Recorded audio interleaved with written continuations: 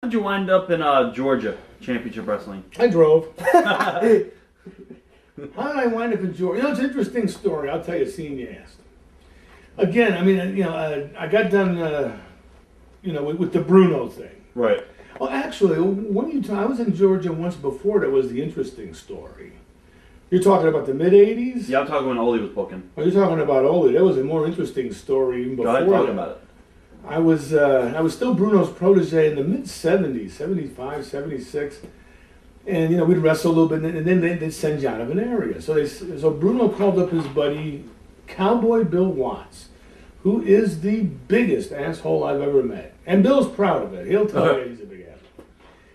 So I go down to Florida. Bill Watts is booking for Eddie Graham. Eddie Graham hates Bruno from old stories in the old days. But Bruno kind of trusted Bill Watts. So I drive down to Florida, get an apartment. I'm there like a week.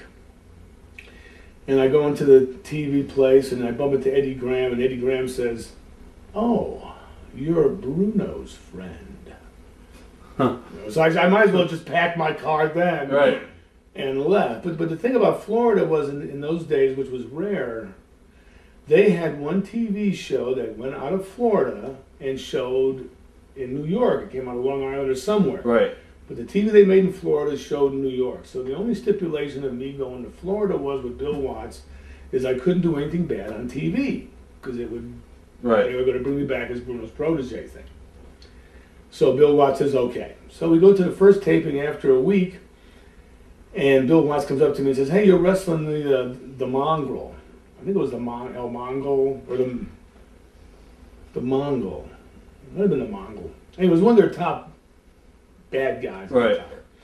And when I saw that, I said, "Oh, we're going to have either this is going to be good and it's a program, Right. or this is bad."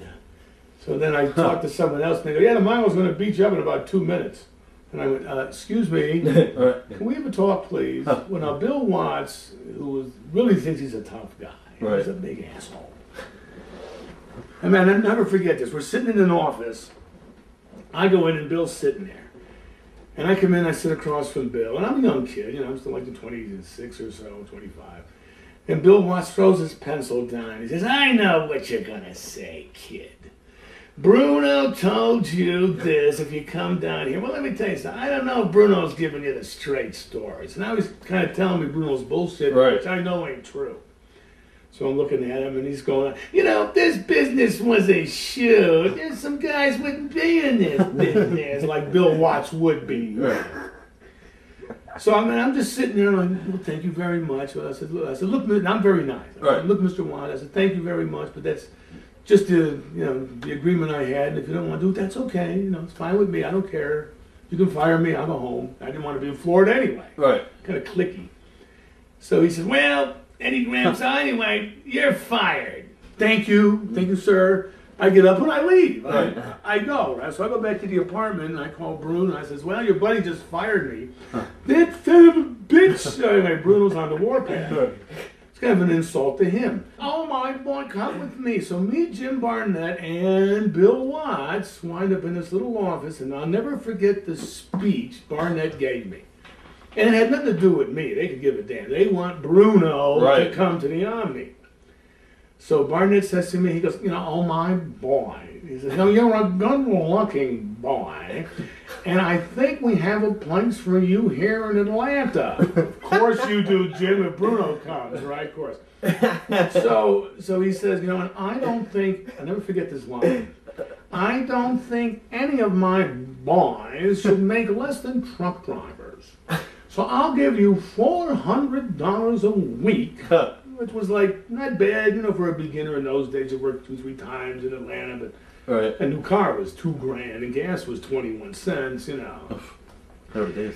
And then he makes Bill Watts apologize to me. But so Bill Watts leans over, he goes, and he's biting his tongue. He's going, "Yeah, I really hated to fire you in Florida, but if I didn't, Eddie Graham would have. You're a good kid."